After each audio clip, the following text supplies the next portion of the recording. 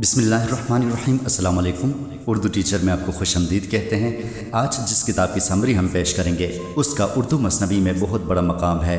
کتاب کا نام مثنوی سحر البیان، مصنف میر حسن۔ کسی شہر میں ایک بہت بڑا بادشاہ تھا جس کو ہر قسم کی عیش و عشرت میسر تھی، مگر اس کے ہاں کوئی بیٹا نہیں تھا، اس لیے وہ مایوس اور پریشان تھا۔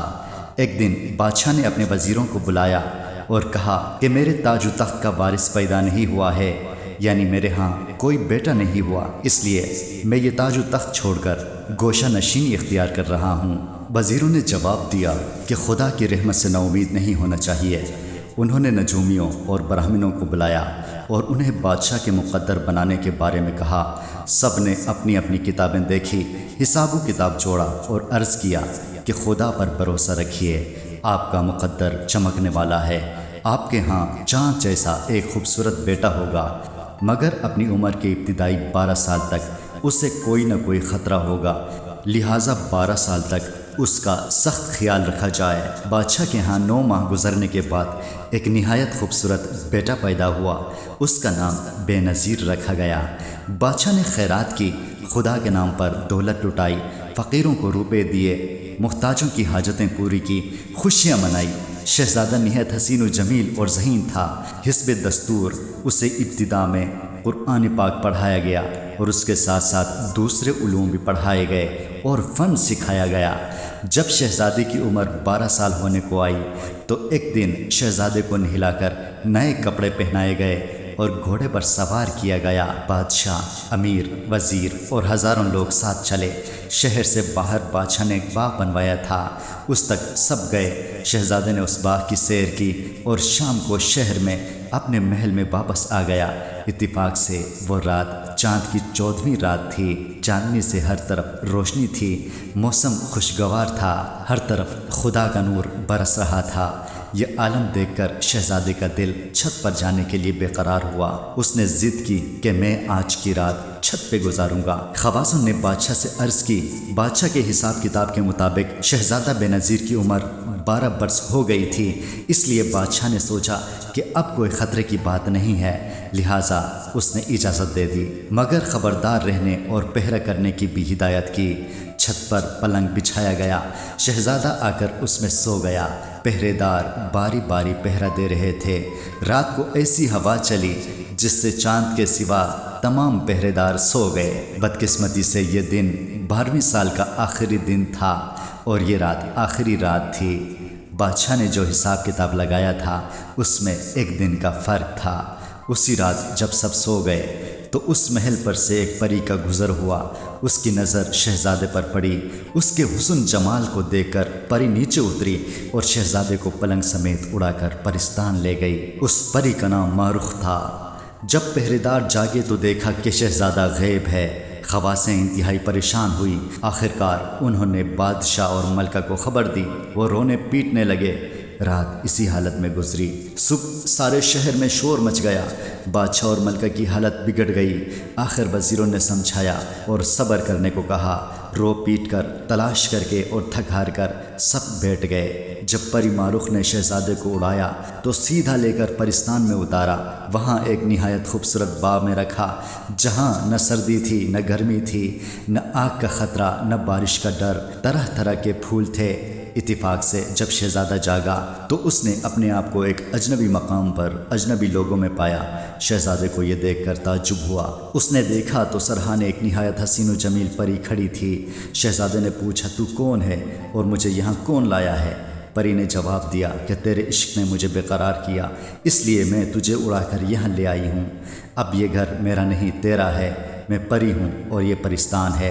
شہزادہ نے مجبور ہو کر ہاں میں ہاں ملائی۔ اس طرح شہزادہ پرستان میں رہنے لگا۔ اصل میں وہ ہر وقت پریشان اور مایوس رہتا تھا۔ ایک دن پری نے کہا کہ میں شام کے وقت اپنے باپ کے پاس جاتی ہوں، اس لیے تجھے یہ گھوڑا دیتی ہوں، تو اس گھوڑے پر سوار ہو کر سیر کو جایا کر اور رات کا ایک پہر سیر کر کے واپس آ جایا کر، مگر شہر میں کسی سے دل مت لگانا ورنہ تیری خیر نہیں ہوگی۔ پری نے شہزادے کو یہ مصنوعی گھوڑا چلانے کا ڈھنگ بھی سکھایا۔ اس کے بعد رات کے ایک پہر کے لیے شہزادے نے سیر کرنا شروع کر دیے۔ ایک پہر سیر کر کے وہ اپنے مقام پر واپس آ جاتا تھا۔ ایک رات بے نظیر سیر کے لیے گیا۔ اچانک اسے ایک جگہ خوبصورت باغ دکھائی دیا۔ اس میں ایک خوبصورت محل نظر آیا۔ شہزادہ نیچے اترا اور محل کے اندر چلا گیا۔ وہاں 15 سال کی ایک نہایت حسین و جمیل لڑکی کو دیکھا جس کے ارد گرد خواتین کھڑی تھی۔ اچانک خواصوں میں سے کسی کی نظر شہزادے پر پڑی۔ وہ آپس میں طرح طرح کی باتیں کرنے لگیں۔ جب شہزادی نے یہ باتیں سنی تو اس کے دل میں تڑپ پیدا ہوئی۔ اس کا نام بدر منیر تھا۔ خواصوں کے ساتھ وہ شہزادے کو دیکھنے کے لیے گئی۔ جب اس نے بے نظیر کو دیکھا تو دونوں ایک دوسرے پر عاشق ہو گئے اور ایک دوسرے کا حسن دیکھ کر دونوں بے ہوش ہو گئے۔ خواصوں میں سے ایک کا نام نجم النساء تھا۔ اس نے گلاب چھڑک کر انہیں ہوش میں لایا۔ دونوں نے آپس میں باتیں کی اور ایک دوسرے کا تعارف کرایا۔ شہزادے کی باتیں سن کر بدر منیر ناراض ہو گئی، مگر بے نظیر نے حقیقت اور بے بسی کا اظہار کیا اور روزانہ آنے کا وعدہ کیا۔ اس دن شہزادہ واپس چلا گیا۔ اس کے بعد حزب معمول روزانہ وہاں آنا جانا شروع ہو گیا۔ یہاں دونوں آپس میں ہنستے کھیلتے تھے اور حسن و عشق کی باتیں کرتے تھے۔ ایک دن شہزادے کو اس حالت میں کسی دیو نے دیکھا اور جا کر پری کو بتا دیا۔ یہ سن کر پری کو بے حد غصہ آیا۔ اس نے دیووں کو حکم دیا کہ شہزادے کو ایک صحرا میں لے جا کر ایک کنویں میں ڈال دیا جائے اور اوپر ایک بہت بڑا پتھر رکھ دیا جائے اور اس کی پہرے داری کی جائے۔ جب شہزادہ بے نظیر کو قید کیا گیا تو بدر منیر اس کا انتظار کرنے لگی۔ کئی دن تک جب بے نظیر سے ملاقات نہیں ہوئی تو وہ سخت غمگین اور بے قرار ہو گئی۔ رو رو کر اس کا برا حال ہو گیا۔ وہ اپنے ہوش و حواس کھو بیٹھی۔ اس کو کھانے پینے، پہننے اور بناؤ سنگار کرنے کا ہوش نہ رہا۔ بدر منیر کا یہ حال دیکھ کر وزیر زادی نجم النساء نے کہا کہ پردیسیوں سے اس طرح دل لگانا اچھا نہیں ہوتا، ہو سکتا ہے شہزادہ آپ کو دھوکہ دے گیا ہو۔ بدر منیر نے کہا کہ خدا ہی جانتا ہے، مگر مجھے یقین ہے کہ شہزادہ دھوکے باز نہیں ہے۔ البتہ یہ ممکن ہے کہ پری کو اس بات کا علم ہو گیا ہو اور اس نے شہزادے کو کہیں قید کر دیا ہو۔ بدر منیر کی بےتابی دیکھ کر نجم النساء نے اپنا لباس تبدیل کیا۔ وہ جوگی بنی اور شہزادے کی تلاش میں نکل گئی۔ میدانوں، جنگلوں، پہاڑوں، آبادیوں میں وہ شہزادے کو تلاش کر رہی تھی۔ ایک دن وہ ایک جنگل میں پہنچی۔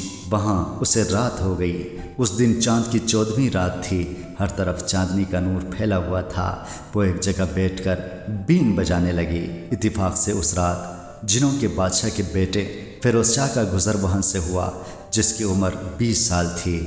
اس نے بین کی آواز سنی تو نیچے اتر آیا۔ جوگی یعنی نجم النساء کا حسن و جمال اور بین بجانے کے فن کو دیکھ کر اس پر عاشق ہو گیا۔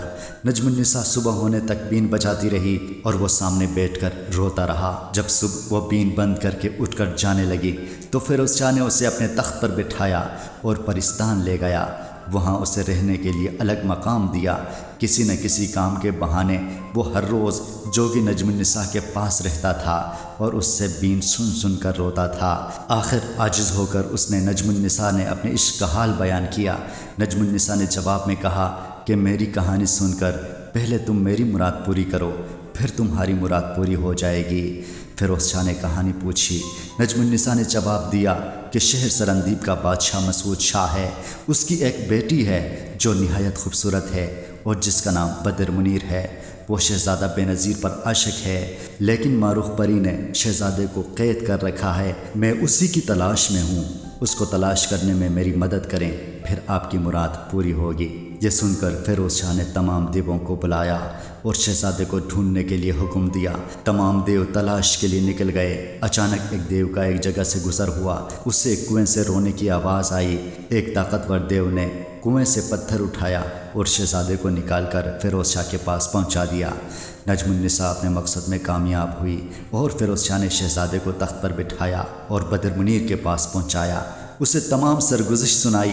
آخر مشاورت کے بعد انہوں نے فیصلہ کیا کہ وہ اپنے والدین سے ملاقات کریں گے۔ ہو سکتا ہے خدا ہماری مدد کرے اور ہم سب اپنے مقصد میں کامیاب ہوں۔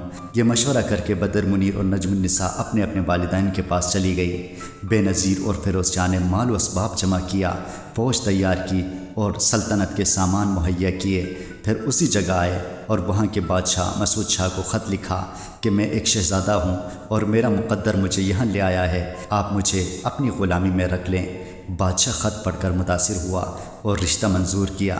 شادی کی تاریخ مقرر ہوئی، ساز و سامان تیار کیا گیا اور بڑی دھوم دھام سے بدر منیر اور بینظیر کی شادی ہو گئی۔ دونوں خوشی سے رہنے لگے۔ اس کے بعد نجم النساء اور فیروز شاہ کی شادی کی تاریخ مقرر ہوئی، ان کی شادی بھی بڑی دھوم دھام سے ہو گئی۔ یوں اس کہانی کا اختتام ہو جاتا ہے۔